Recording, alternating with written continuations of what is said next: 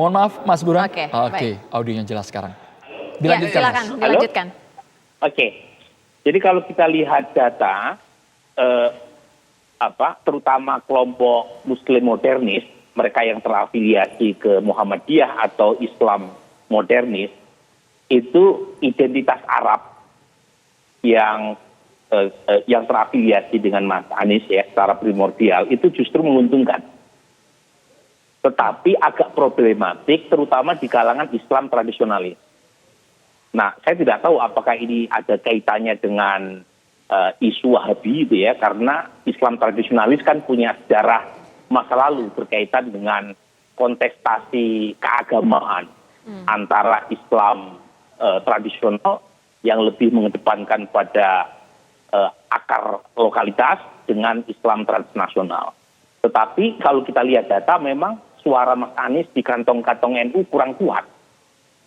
Nah, saat yang sama muncul deklarasi PKS. Jadi deklarasi PKS ini secara teknis bisa menggugurkan kewajiban presidensial threshold untuk bisa mencalonkan Mas Anies Baswedan, tetapi secara elektoral juga punya problematika dukungan terutama di kalangan NU. Karena PKS sendiri sampai sekarang masih struggling untuk mendapatkan dukungan dari kalangan NU. Sementara PR Mas Anies kalau pengen menang adalah harus mendapatkan dukungan yang cukup dari kalangan NU. Nah, mungkin ya cawapres yang dipilih Mas Anies menjadi sangat menentukan untuk menghilangkan problematika elektoral di kalangan warga Nahdien. Jadi berhasilnya Mas Anies menang nanti itu sangat ditentukan sukses tidaknya Anies Baswedan mendapatkan dukungan dari kalangan NU dan pendukung Jokowi. Nah, saya sebut pendukung Jokowi penting karena kalau mengandalkan 30% masyarakat yang anti Pak Jokowi, yang tidak puas atau negatif sentimennya terhadap Pak Jokowi, nggak cukup buat Anies Baswedan menang. Karena untuk menang kan minimal 50% plus. Jadi mau tidak mau dukungan dari warga NU maupun dukung Pak Jokowi jadi sangat menentukan. Jadi semakin Mas Anies membangun semangat antitesa terhadap figur Jokowi, semakin jauh kantong Jokowi termasuk warga NU untuk memilih Mas Anies. Tapi saat yang sama, Anies Baswedan makin kuat mendapatkan dukungan dari mereka yang dari awal sudah punya preferensi ke Anies Baswedan dan tidak punya sentimen positif terhadap Jokowi. Baik Mas Burhan, kita ke Mas Toto. Apakah pandangan yang sama ketika ada image Arab melekat pada Anies Baswedan ini bisa mempengaruhi kantong-kantong suara? Apalagi tadi Mas Burhan mengatakan NU masih kurang nih Anies ini, harus butuh ekstra usaha sepertinya. Mas Toto. Iya, istilah Arab ini kan sebuah fakta ya, identitas politik yang tidak pernah kita bisa negasikan.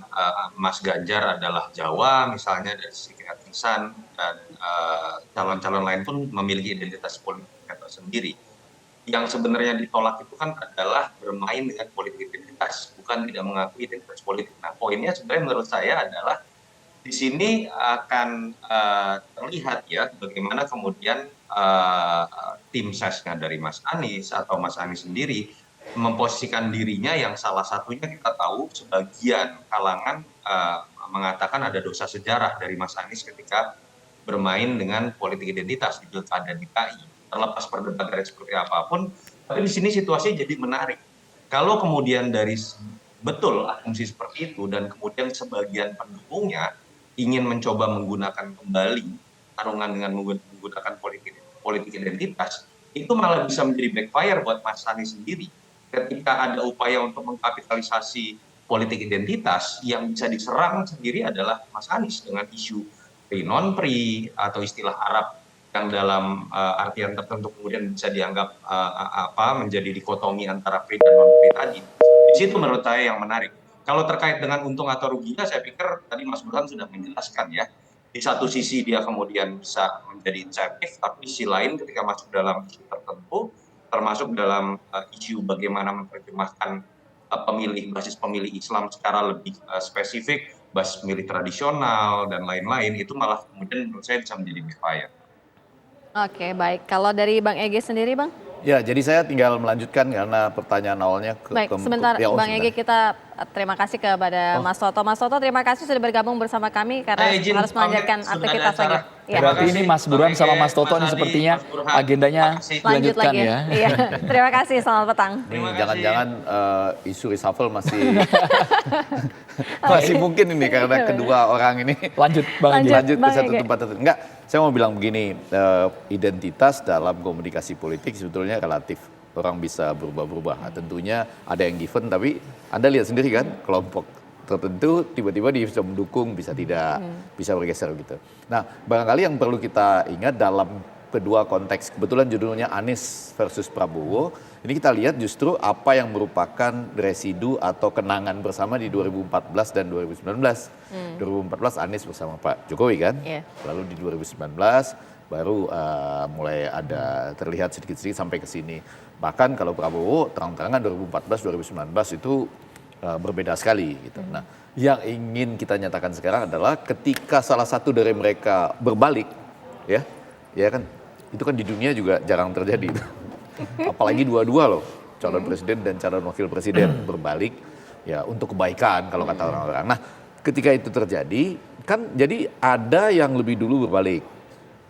Anies ya, kalau yang sekarang ada yang berbalik di kemudian ini.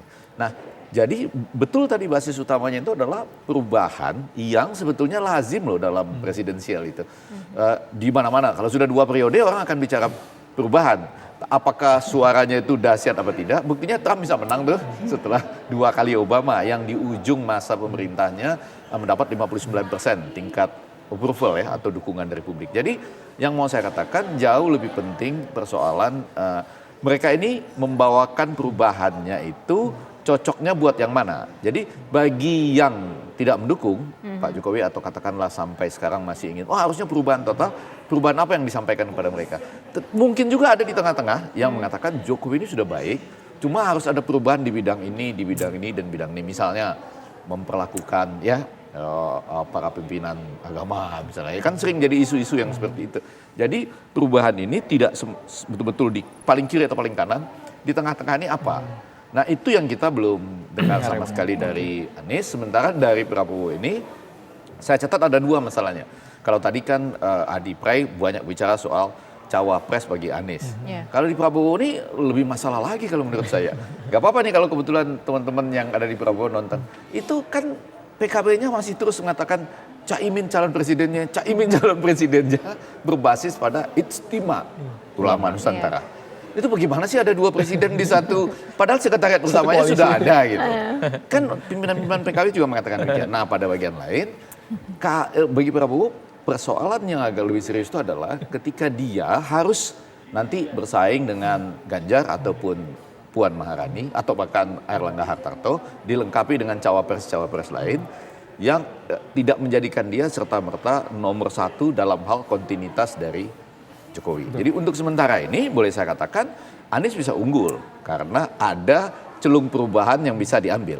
Tapi untuk bertarung di tengah-tengah ini yaitu Jokowi itu sebetulnya bagus. G20, COVID-19 dan sebagainya bagus, hasilnya ada gitu ya. Untung nggak lockdown dulu katanya gitu. Ini yang ini dulu bilang lockdown kan lain-lain kita suruh lockdown. Tapi di tengah-tengah itu perubahannya apa? Kami ingin perubahannya soal tanah misalnya. Tanah serius loh. Ya kan sertifikat tanah walaupun udah dibagi-bagi persoalannya besar.